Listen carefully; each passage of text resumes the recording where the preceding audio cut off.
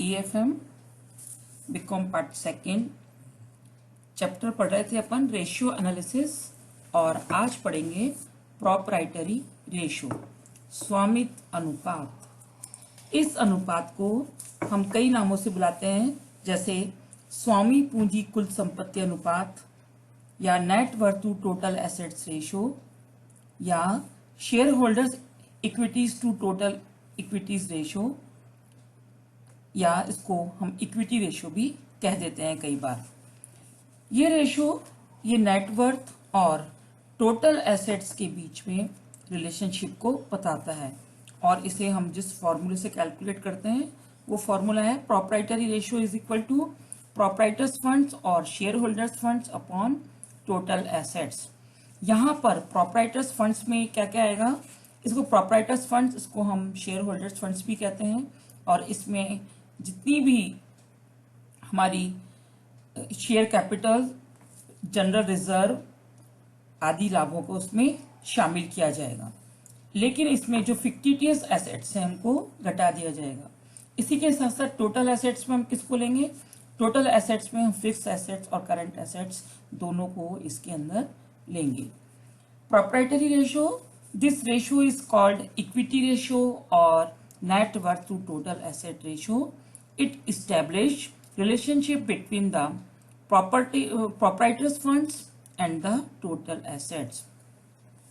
This ratio can be expressed as proprietors funds or shareholders fund upon total assets. Proprietors funds, it is also called shareholders funds or net worth. And total assets, these include fixed assets and current assets. Fictitious assets and intangible assets like goodwill, patents, copyrights, etc. are not included in total assets. यदि हम significance, this ratio shows the general financial position of the business. It is very important for the long-term creditors. The higher the ratio, the more safety will be to the creditors, whereas low ratio indicates greater risk to the creditors, since in the event of loss a part of their money may be lost. Proprietary ratio, इसको हम 2 parts में divide कर सकते हैं और 2 parts में first आएगा इसमें स्थायी संपत्तियों का स्वामियों के कोषों से अनुपात, ratio of fix assets to proprietors funds, and second जो दूसरा आएगा वो होगा इसमें चालू संपत्तियों का स्वामियों के कोषों से अनुपात, ratio of current assets to proprietors funds. First इसमें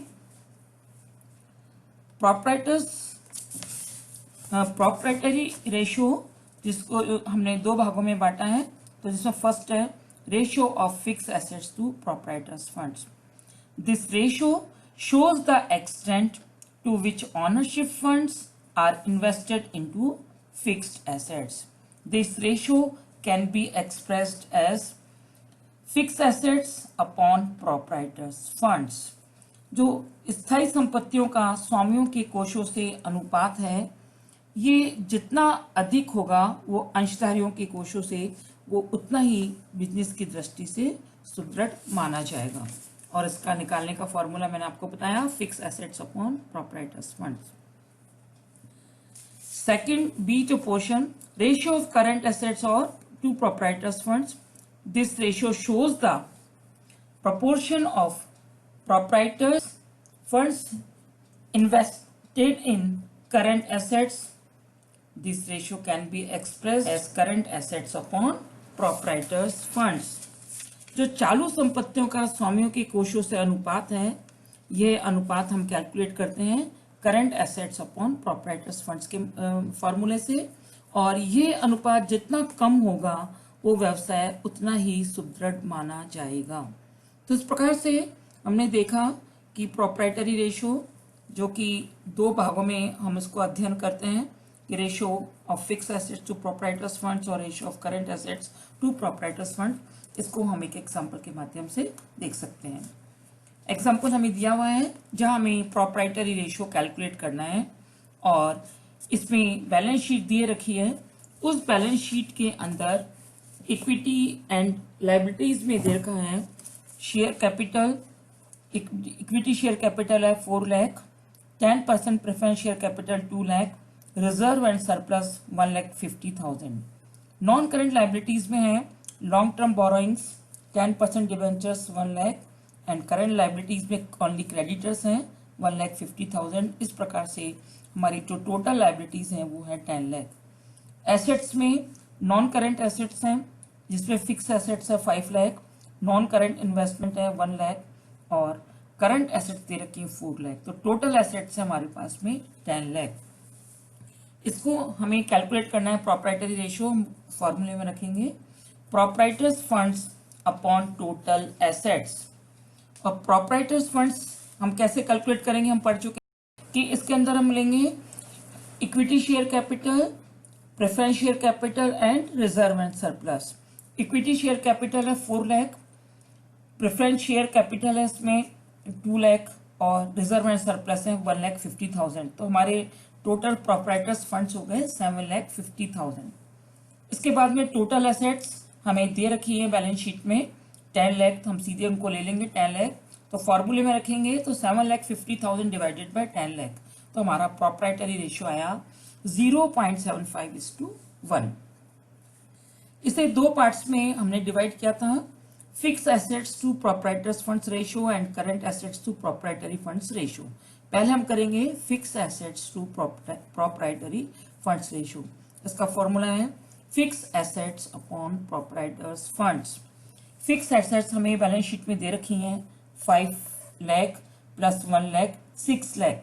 तो फिक्स एसेट्स आप वही 6 लाख और प्रोप्राइटर्स फंड्स हम पहले कैलकुलेट कर चुके हैं 7,50,000। तो हम इसको रखेंगे 6 फॉर्मूले में 6 लाख अपॉन 7,50,000।